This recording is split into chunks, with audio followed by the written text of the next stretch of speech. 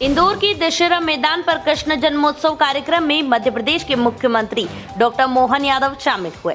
यहां कार्यक्रम जन्माष्टमी के अवसर पर आयोजित किया गया था। मुख्यमंत्री डॉक्टर मोहन यादव ने कार्यक्रम में शिरकत करते हुए भगवान कृष्ण की पूजा अर्चना की और उनके जीवन और संदेश पर प्रकाश डाला। इस कार्यक्रम में मुख्यमंत्री डॉक्टर मोहन यादव ने 5000 राधा कृष्ण रूपी बच्चों के साथ कृष्ण जन्मोत्सव मनाया। वहीं कार्यक्रम में मंत्री तुलसीराम सिलावट और अन्य विधायक भी मौजूद थे। यह कार्यक्रम मुख्यमंत्री की मंशा के अनुरूप आयोजित किया गया था, जिसमें भगवान कृष्ण के जन्मोत्सव को बड़े ही हर्षोल्लास के साथ मनाया गया। इस अवसर पर मुख्यमंत्री डॉक्टर मोहन यादव ने कहा कि भगवान कृष्ण का जीवन और संदेश हम सभी के लिए प्रेरणा है। उन्होंने कहा कि हमें भगवान कृष्ण के आदर्शों को अपने जीवन में उतारना चाहिए और सच्चे अर्थों में मानवता की सेवा करनी चाहिए। कार्यक्रम के दौरान मुख्यमंत्री डॉक्टर मोहन यादव ने भगवान कृष्ण की पूजा अर्चना की और उनके जन्मोत्सव को मनाने के लिए विशेष पूजा की। 5000 यशोदाओं के दर्शन किए और बाल गोपाल के भी दर्शन किए। मुझे भी आनंद है इस बात का। इंदौर जो करता है सबसे हटके करता है।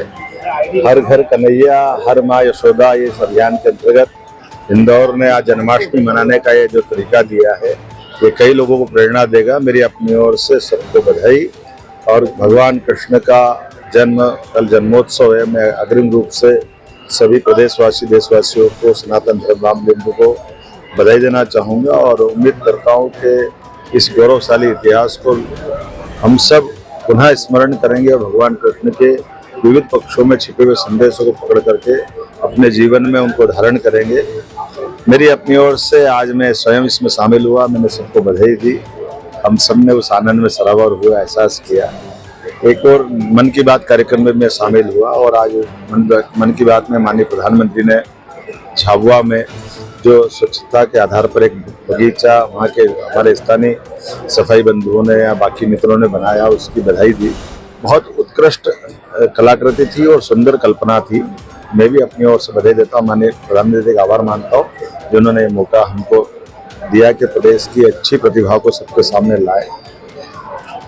इसी के साथ साथ भगवान कृष्ण के जीवन को दृष्टिगत रखते हुए उनके विविध पक्षों को सामने लाने के लिए हमारे यहाँ परिचर्चा का प्रारंभ से अलग अलग स्थान देते आए, जिसको कई जगह गीता भवन के नाते भी जानते हैं। तो मैंने आज घोषणा की कि नगरीय क्षेत्र में गीता भवन की भी प्रदेश भर में स्थापना की जाएगी।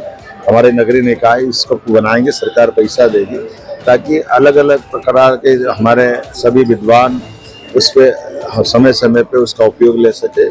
आमतौर पर मांगलिक भवन बनते हैं, लेकिन ऐसे स्थान बनना चाहिए जहाँ पर ये ज्ञान परिचर्चा। एक बरसाना गांव का भी हमने घोषणा की है कि ऐसे आदर्श गांव बनाए जाएंगे जहाँ पर भगवान कृष्ण के समान आज भी हम अपने गौपालन को बढ़ावा दें, दूध उत्पादन को बढ़ावा दें, जैविक खेती को बढ़ावा दें, परिवार कुटुंब परंपरा को लेकर चलने के आह्वान करें, स्वच्छता को ध्यान रखें और सह अस्तित्व के भावना के आधार पर पूरा परिवार गांव का आदर्श परिवार बने। ऐसे कई इशू को लेकर के इस पे भी हम काम करेंगे। मेरी अपनी ओर से जन्माष्टमी की आप सबको बधाई। बहुत बुरी बात बता दी। 7,500